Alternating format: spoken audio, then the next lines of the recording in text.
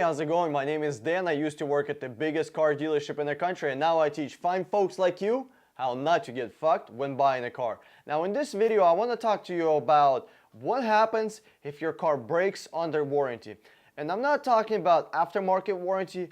I'm talking about a warranty that you get from the manufacturer. Let's say you bought a brand new car, it's still under 3-year warranty, something happens to it, you take it to a dealership and they may refuse you service or fixing the car or whatever the situation may be. Let's say there's a tension between you and the dealership. The most important thing you have to do is tell the dealership about the problem, because it's not really the dealership who is responsible for fixing your car, it's the car manufacturer. Dealership is going to be the one that's performing the work, but really regarding your warranty, it's between you and car manufacturer. Whatever car manufacturer you have, that's between you and them. Salesmen, managers are not really the one that are going to be solving your problem. They're going to try to if they're nice people, but if you reported the problem and then your car goes out of warranty, let's say you have a 3-year warranty bumper to bumper, like on Honda, that's 36 months. If your car breaks on months 34 or 35 or 35 and a half, it's still under warranty. Do not procrastinate and go do some other stuff. Always bring it to a dealership. As soon as you have a problem, bring it to a dealership so there is a record of you having this problem. Car manufacturers don't like to repair their broken cars. Dealerships don't really like to repair cars unless somebody is paying for it, and they'll be more than happy to take your money.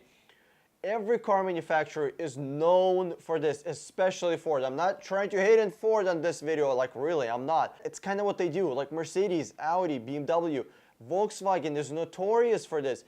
You have a warranty, something breaks, they still tell you to go fuck yourself. I know a situation where somebody bought a Mercedes-Benz over $100,000. That shit is price of a fucking house, a small house, but still. And there was an issue with his brakes squealing what he would brake. Are you fucking kidding me? You know what dealership did? Nothing. You know what manufacturer said? Well, that's part of the car. That's how it's supposed to be. Really? Somebody bought a $100,000 Mercedes and their brakes are squealing, that's how it's supposed to be? Literally, that's what the Mercedes dealership told him. That's what the Mercedes manufacturer told him.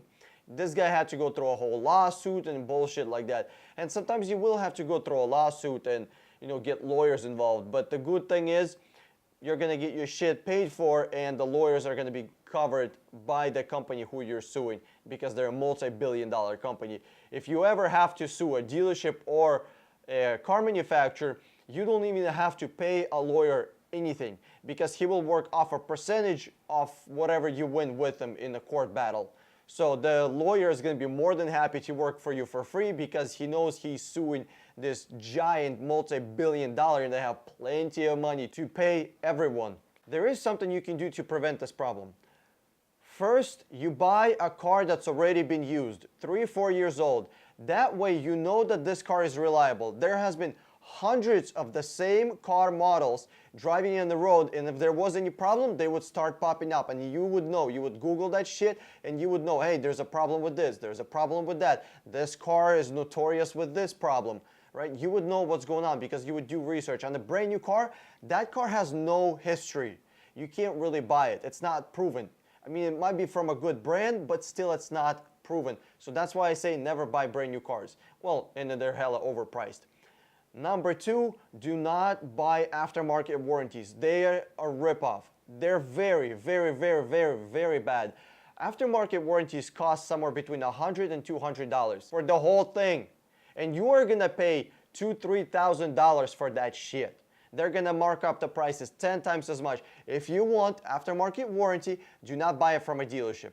Buy it from Google. Go to Google, Google 3 or 4 different companies, call them, find out the pricing, find out exactly what they cover. You gotta read everything and you gotta have somebody who is a lawyer and a mechanic to read the fucking contract because their contracts are so fucking convoluted. Their contracts are, oh my god, they're so bad. It's like reading witchcraft. It takes a certain kind of person to understand what the fuck this contract says. And if you watch my previous videos, you probably realize that I am telling you guys to go buy used cars, not only used by certain brands, not because I'm affiliated with them. not because they pay me, but because they have proven track record of being great cars. So here are cars you want to buy. Asians. Asians, that's it. You just want to stick with Asians. If you buy Asian cars, you're going to be good. Even Hyundai, even Kia, they're amazing. Personally, after 2012, Hyundai and Kia is amazing. That's my personal opinion. But you can buy Honda, you can buy Toyota, you can buy Mazda. You know, some people say Mazda is not that great. I have not found any serious problems with them. There may be some people that did, but me, from my research on the internet, I have not found consistent problems with it. All cars have problems, that's true. But what I'm looking for is a consistent problem. For example, Nissan has consistent problems with their transmissions after 80,000 miles. It's a fact. Nissan were bought by European car manufacturer that doesn't know how to make cars, and they're trying to put their 2 cents into Nissan cars. Nissan used to be a great car manufacturer, now they're shit. The only car that you should buy from Nissan is Nissan GTR.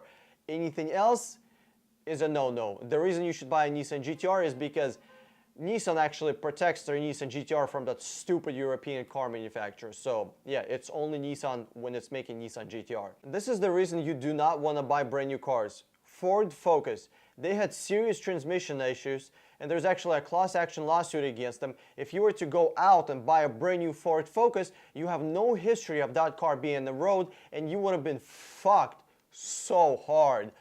Like really, really hard. It would not be one of those pleasant hard fucks.